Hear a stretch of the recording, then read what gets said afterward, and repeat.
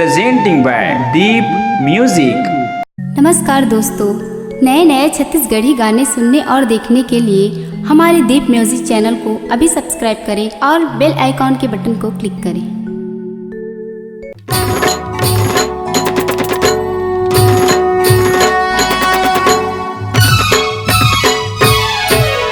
जय सतनामी जय सतनाम, जय सतनामी जय सतनाम, जय सतनामी जय सतनाम, जय सतनामी जय सतनाम। तोरे नाम ले बढ़ के बाबा नहीं दूजा नाम, तोरे नाम ले बढ़ के बाबा नहीं दूजा नाम।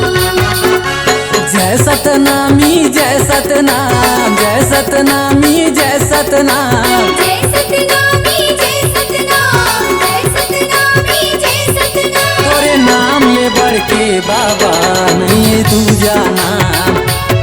तोरे नाम ले बढ़ के बाबा नहीं दूजा नाम।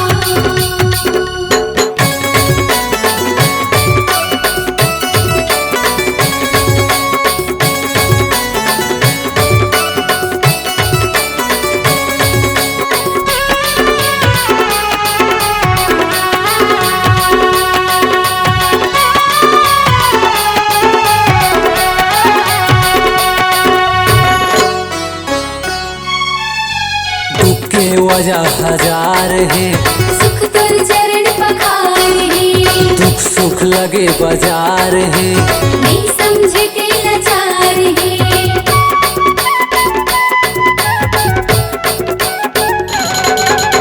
दुख के वजह हजार है, सुख तोर चरण पखार है, दुख सुख लगे बाजार है। नहीं समझे के लाचार है। सदा सादा रही तोरे काम, सदा सादा रही तोरे काम, तोरे नाम ले बढ़ के बाबा नहीं दूजा नाम। तोरे नाम ले बढ़ के बाबा नहीं दूजा नाम।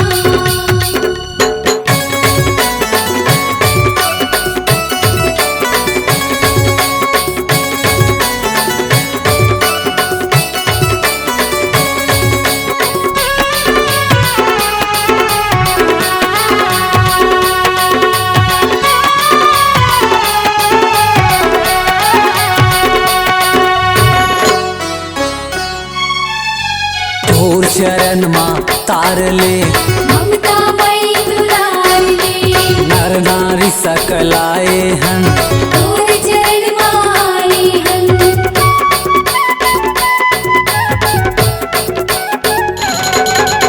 तोर चरण माँ तार ले, ममता मई दुलार ले, नर नारी सकलाए हन। तोरे चरण माए हन। सतनाम सुबह शाम, सतनाम सुबह शाम, तोरे नाम ले बढ़ के बाबा नहीं दूजा नाम। तोरे नाम ले बढ़ के बाबा नहीं दूजा नाम।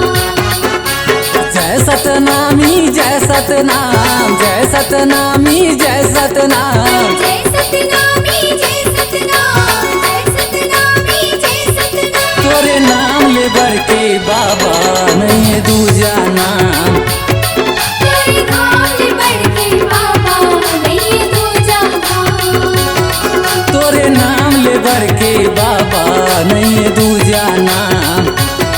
तोरे नाम ले बढ़ के बाबा नहीं दूजा नाम।